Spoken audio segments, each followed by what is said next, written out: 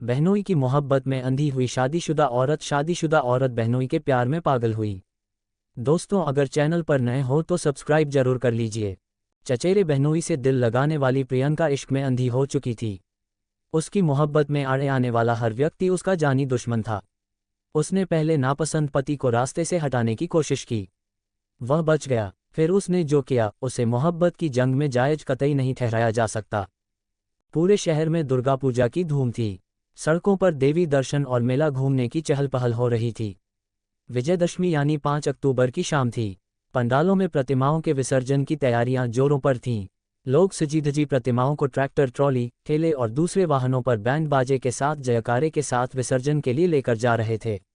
उन्हें देखने के लिए सड़कों पर भारी भीड़ उमड़ी हुई थी। माहौल खुशी और उत्साह का था। मेला घूमने और उमंग से आनंद लेने वालों में लालबाबू भी था। उसका घर बिहार के समस्तीपुर जिले में बांकीपुर गांव में था। वह किसान सुरेंद्र राय का 32 वर्षीय छोटा बेटा था। उसे लोग लालू राय के नाम से भी जानते थे। उस दिन शाम के करीब 5:45 उसे अपराधियों ने दरवाजे पर ही गोलियों से भून दिया। उस फायरिंग में गोलियों की तड़तड़ाहट सुनकर परिवार और आसपास के लोग दौड़ते हुए वहां आए। उनके पहुंचने से पहले ही हमलावर हथियार लहराते हुए बाइक से भाग गए। लालबाबू राय की घटनास्थल पर ही मौत हो गई। वह किशनपुर से दुर्गा पूजा का मेला घूमकर लौटने के बाद अपने घर में टीवी देख रहा था। उसे एक युवक घर से बुलाकर दरवाजे तक ले गया था। वहां पहले से घात लगाए एक बाइक पर हथियारबंद हमलावर मौजूद थे। उन्होंने ताबड़तोड़ फायरिंग कर गोलियां बरसा दीं। बुरी तरह जख्मी लालबाबू को घर वाले अस्पताल ले गए, जहां डॉक्टरों ने उसे मृत घोषित कर दिया। डॉक्टरों ने बताया कि उसके सिर व गर्दन पर 3 गोलियां लगी थीं। गांव वालों की सूचना पर कल्याणपुर थाने की पुलिस घटनास्थल पर पहुंची और मौके की जांच की। पुलिस को वहां से कारतूस के 3 खोखे और 3 जिंदा कारतूस मिले। उसके बाद इस वारदात की छानबीन में पुलिस जुट गई।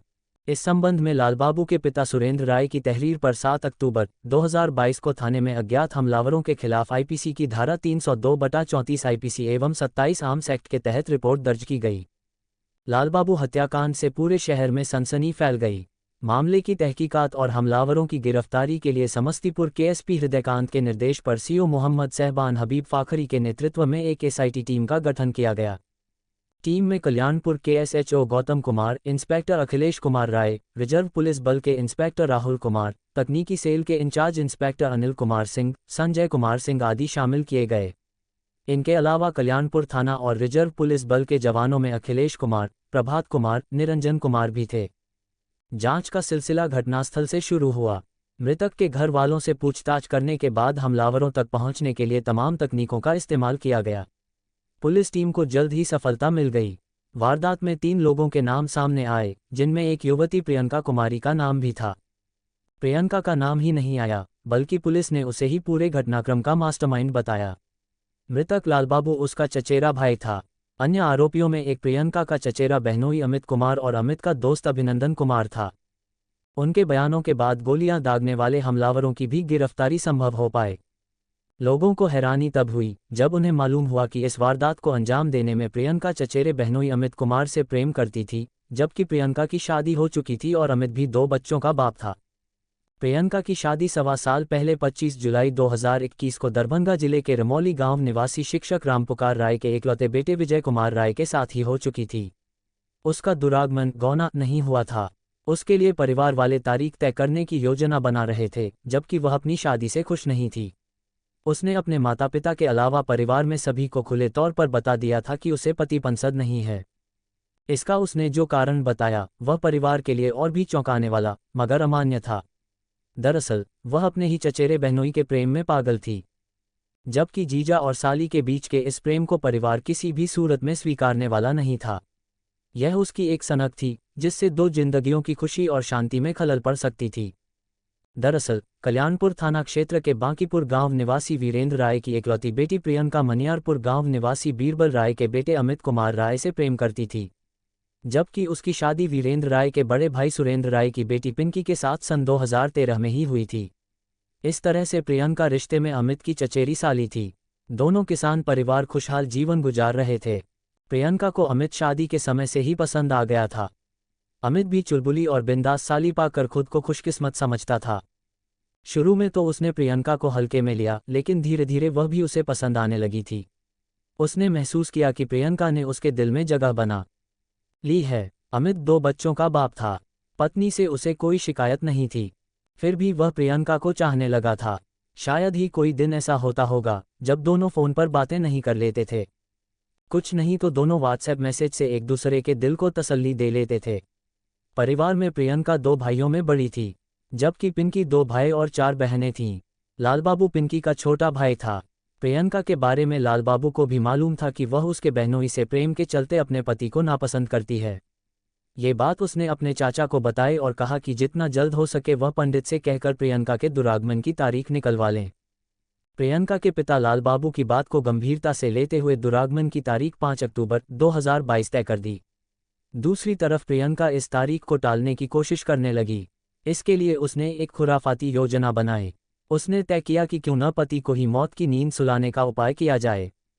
इसके लिए उसने अपने प्रेमी और जीजा अमित कुमार राय से संपर्क कर उसे अपनी योजना बताई। अमित इसके लिए तैयार हो गया और अपने दोस्त अभिनंदन कुमार के साथ मिलकर प्रियंका के पति विजय कुमार राय की हत्या की योजना बना ली। उन्होंने एक शूटर को बुलवाया। अभिनंदन मुंगेर जाकर घटना को अंजाम देने के लिए हथियार व कारतूस खरीद लाया। विजय की किस्मत अच्छी थी कि भाड़े का शूटर विजय कुमार की हत्या में सफल नहीं हो पाया, क्योंकि उसी रोज दुरागमन संबंधी बातचीत के सिलसिले में विजय कुमार अपने एक रिश्तेदार के यहाँ चला गया था। उसके बाद वह अपनी ससुराल भी आ गया था। प्रियंका उसे अपने घर आया देख अचंभित हो गई थी। उस वक्त प्रियंका मन मसोस कर रह गई, क्योंकि उसकी योजना फेल हो गई थी। इसी के साथ वह भीतर ही भीतर लालबाबू से भी खफा भी हो गई थी। योजना की विफलता का कारण चचेरे भाई को ही मान रही थी। वही उसे ससुराल भेजने के लिए माता पिता पर दबाव बनाए हुए था। पति के बच जाने के बाद उसने उसी रात बहनोई अमित कुमार से मिलकर लालबाबू को ही खत्म करने की योजना बना डाली थी। अमित भी प्रियंका के प्यार में इस कदर अंधा हो गया था कि वह अपने ही साले को मौत के घाट उतारने की योजना में शामिल हो गया। अब प्रियंका और अमित का दुश्मन लालबाबू था। उसे रास्ते से हटाने के लिए दोनों ने नए सिरे से योजना बनाई। प्रियंका के कहने पर अमित, अभिनंदन और भाड़े के शूटर पूरी तैयारी के साथ 5 अक्टूबर की शाम को लालबाबू के घर के पास जा पहुंचे। वे बाइक से गए थे। अमित और शूटर बाइक पर बैठे रहे, जबकि अभिनंदन ने लालबाबू के घर जाकर दरवाजा खटखटाया था। जैसे ही लालबाबू घर से बाहर निकला, वैसे ही शूटर ने उस पर दनादन 3 गोलियां दाग दीं। उसका निशाना अचूक था। प्रियंका, अमित और अभिनंदन से पूछताछ की गई तो उन्होंने अपना जुर्म कबूल कर लिया। उनकी निशानदेही पर पुलिस ने हत्याकांड में इस्तेमाल की गई बाइक भी बरामद कर ली। पुलिस ने उससे 2 देसी कट्टा, 11 जिंदा कारतूस और मोबाइल फोन बरामद कर लिया। जीजा साली के अवैध प्रेम के चलते मारा गया लालबाबू अपने दादा राजेंद्र राय की जेसीबी चलाता था, जिसकी देखरेख चाचा वीरेंद्र राय करते थे। कुछ दिन पहले उसके दादा राजेंद्र राय ने अपनी जेसीबी बेच दी तो उसके बाद लालबाबू राय ट्रैक्टर चलाने लगा था। लालबाबू की जेसीबी की मजदूरी का कुल 3,60,000 रुपया लोगों के पास बाकी था। इसे लेकर पंचायत भी हुई थी, लेकिन बकाया पैसा नहीं मिला था। उसके बाद से लालबाबू उजियारपुर थाना क्षेत्र के महिसारी गांव में चचेरे साढ़ू बिशुनदेव राय के घर पर रहकर जेसीबी चलाने लगा था। घटना के दिन दुर्गापूजा के मौके पर वह घर आया हुआ था। उसी दिन 5 अक्टूबर को प्रियंका का दुरागमन था, जिसके चलते घर में और बाहर बरामदे में काफ़ी चहल पहल थी। परिवार के कई लोग बैठे थे। शाम के वक्त धुंधलका होने से ठीक पहले लालबाबू देवी दुर्गा का विसर्जन देखकर घर आ गया था और कमरे में बैठा टीवी देख रहा था। इस हत्याकांड के मुख्य साजिशकर्ता लालबाबू की चचेरी बहन प्रियंका सहित घटना में शामिल उसके बहनोई अमित कुमार राय और उसके दोस्त अभिनंदन कुमार को पुलिस ने गिरफ्तार कर जेल भेज दिया। कथा लिखे जाने तक शूटर पुलिस के हत्थे नहीं चढ़ पाए थे। दोस्तों, वीडियो को लाइक और चैनल को सब्सक्राइब जरूर कर लीजिए। धन्यवाद।